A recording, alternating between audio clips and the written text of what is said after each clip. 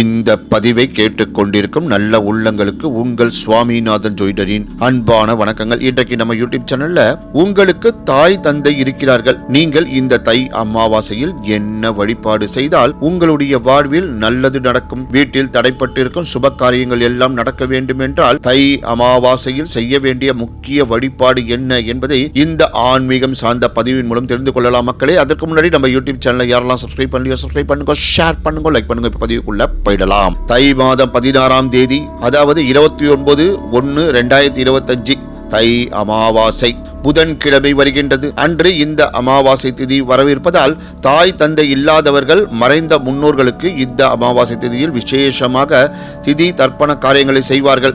இது வழக்கம், நாம் எல்லோருக்கும் தெரிந்ததுதான். அமாவாசை திதி அன்று 2 வழிபாடுகள் மிக சிறப்பாக செய்யப்படுகின்றன. அம்மன் வழிபாடு சிறப்பான வழிபாடு, சிவன் வழிபாடு மிக மிக சிறப்பான வழிபாடு. இந்த 2 வழிபாட்டையும் அமாவாசை தினத்தில் செய்வது நம்முடைய வாழ்வில் பல நன்மைகளை கொடுக்கும்.